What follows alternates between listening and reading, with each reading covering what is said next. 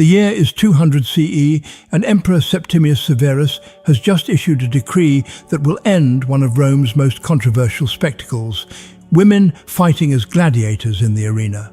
But for those already bound by the gladiatorial oath, the Sacramentum Gladiatorium, the emperor's ban offers no escape. They remain property of their owners, and the penalty for refusing to fight has always been the same, regardless of gender. What awaited these women was not mercy, but something far worse than the combat they sought to avoid. Female gladiators, known as gladiatrices or sometimes ludia, represented a peculiar intersection of Roman entertainment, social transgression, and gender anxiety. While male gladiators embodied martial virtue and became objects of admiration despite their low social status, female gladiators provoked a more complicated response. They were simultaneously fascinating and deeply unsettling to Roman sensibilities, performing a role that violated every expectation of proper feminine behavior while drawing massive crowds eager to witness the spectacle. Imperial decree and the rise of female gladiators. Female gladiators first appeared in significant numbers during the 1st century CE, though their existence likely predates our earliest reliable records. The Roman satirist Juvenal, writing in the early 2nd century, expressed his disgust in caustic verse, asking what modesty could be expected from a woman who wears a helmet and rejects her own sex.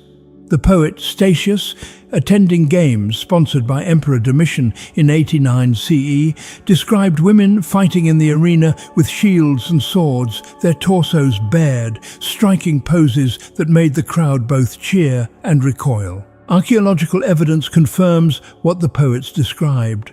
A marble relief discovered in Halikarnassus, modern-day Bodrum in Turkey, depicts two female gladiators named Amazon and Achillea. The inscription records that both fought bravely and were granted missio, honorable release from the match. The relief shows them armed with gladius swords and rectangular shields, their equipment identical to male gladiators of the provocator class. Other artifacts, including oil lamps and figurines, depict women in gladiatorial armor, suggesting these combats were common enough to inspire mass-produced memorabilia. What drove women into the arena varied dramatically. Some were slaves or criminals, forced into combat as punishment or entertainment. Others were freed women or even freeborn citizens, driven by debt, thrill-seeking, or the intoxicating promise of fame. The gladiatorial schools, known as ludi, occasionally trained women alongside men, though they typically fought in separate bouts. These female gladiators endured the same brutal regimen as their male counterparts. Endless training with wooden weapons, strict dietary control, and the constant shadow of death. Training began before dawn and continued until dusk, building muscle memory through repetition until the sword became an extension of the arm. The lanista, the gladiator trainer and owner, held absolute authority over his fighters. When a woman signed the gladiatorial oath or was forced into service, she surrendered all autonomy. The oath's words were uncompromising. I will endure to be burned, to be bound, to be beaten, and to be killed by the sword. Gender offered no exemption from this vow. The contract bound the gladiator's body and life to their owner, who could profit from their victories, loan them to other promoters, or sell them like livestock. The lanista calculated every investment. Food, medical care, training time, all measured against potential profit from victories or death in the arena. Emperor Augustus, despite his efforts at moral reform, allowed female gladiators to perform during his reign, though he relegated them to less prominent positions in the program. Later, emperors took varying stances. Tiberius banned women of senatorial rank from fighting in 19 CE, revealing that even aristocratic women had been entering the arena. The historian Tacitus recorded that the Senate had been forced to pass legislation forbidding women of senatorial or equestrian family from becoming gladiators or actresses, two professions Romans considered equally degrading. Nero actively encouraged female gladiators, featuring them prominently in his spectacles. Suetonius records that Nero presented combats between women at his games, finding particular amusement in forcing noble women to perform in degrading spectacles. Domitian continued this tradition, staging torchlit nighttime fights between female gladiators that became notorious for their theatrical excess. The emperor would sometimes order these women to fight dwarves, creating grotesque parodies of traditional gladiatorial combat that delighted some spectators while disgusting others. The refusal to kill and the Senate's wrath. The moment of truth in any gladiatorial match came when one fighter gained decisive advantage over the other. The defeated gladiator would signal surrender by raising a finger, appealing to the editor, the sponsor of the games, for mercy. In the Imperial box or the editor's seat, a decision would be made. Missio, allowing the defeated to live, or the command to finish the match with a fatal blow. For gladiators who had sworn the oath, refusing to deliver that killing stroke when ordered constituted the gravest transgression. When a female gladiator refused to kill her defeated opponent, she violated not just the rules of the arena, but the sacred oath that bound her. The crowd's reaction would have been immediate and vicious. Romans attended the games expecting blood and resolution. A fighter who showed what they perceived as cowardice or inappropriate mercy disrupted the spectacle and cheated spectators of the death they had paid to witness. The editor faced a choice. Allow this defiance to stand and risk undermining the game's authority, or make an example that would ensure no other gladiator dared follow suit. The crowd would chant their demands, thousands of voices unified in bloodlust, drowning out any plea for mercy. The punishment for such refusal was never officially codified in surviving legal texts, but practical reality left no ambiguity. A gladiator who refused to fight forfeited the protections of their status. They were no longer a competitor in a regulated contest, but a condemned criminal. Their fate was sealed the moment they lowered their weapon. Guards would surround the defiant fighter, disarm her, and drag her from the arena floor. What followed depended on the editor's imagination and the crowd's bloodlust, but mercy was never among the options. The transition from gladiator to condemned happened in seconds, the change in legal status as swift as the fall of a blade. For female gladiators, the refusal to kill carried additional layers of meaning in Roman eyes. Romans already viewed female gladiators as unnatural, women who had rejected their proper roles as wives and mothers. When such a woman then refused to kill, she confirmed every prejudice.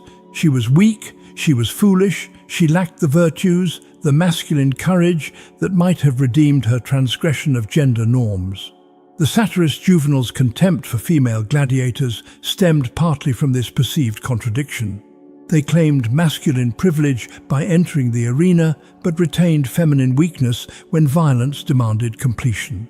Historical records preserve glimpses of what happened to gladiators, male and female, who defied the arena's demands. The emperor's power over life and death in the arena was absolute. When Commodus served as both emperor and gladiator, he personally executed those who displeased him, using his position to transform judicial punishment into personal entertainment. Other emperors granted Lanistae the authority to punish defiant gladiators as they saw fit, knowing the example would reinforce discipline across all gladiatorial schools. The economic calculation also mattered.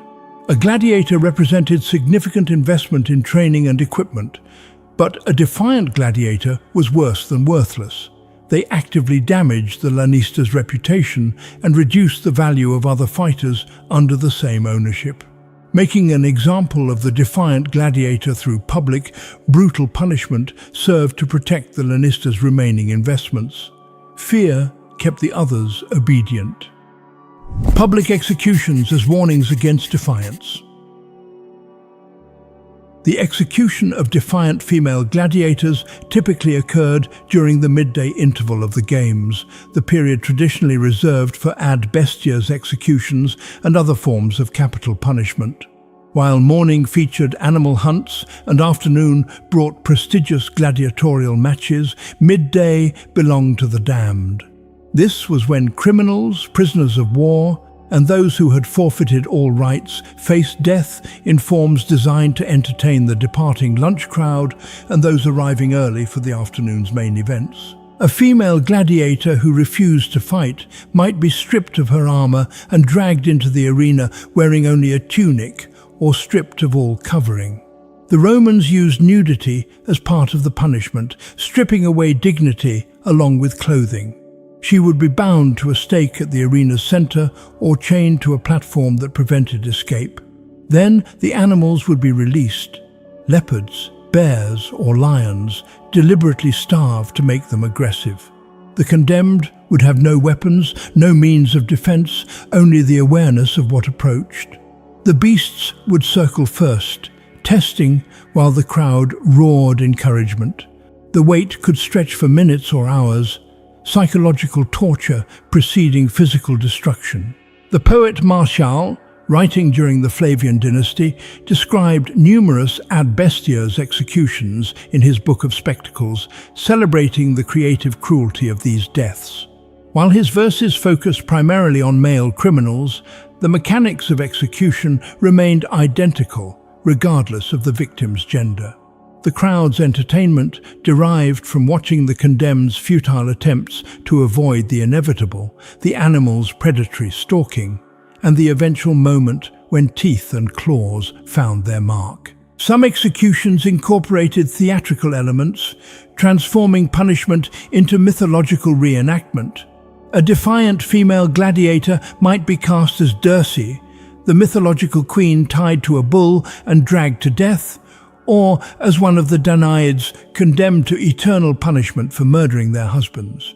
These spectacles satisfied Roman audiences' desire for both justice and entertainment, wrapping brutal punishment in the legitimizing cloak of cultural reference. Costumes were prepared, props constructed, and the condemned forced to play their role in a grotesque performance. The crowd appreciated the cleverness of matching crime to mythological punishment, finding entertainment in the intellectual exercise even as they watched real death unfold. Another form of execution involved forcing the condemned to fight against impossible odds. A woman who refused to kill one opponent might be thrust back into the arena facing multiple armed fighters with only a wooden sword or dagger. The outcome was predetermined, but the spectacle lay in watching her realize escape was impossible, in observing how long she could survive against trained killers instructed to prolong her death for maximum entertainment value.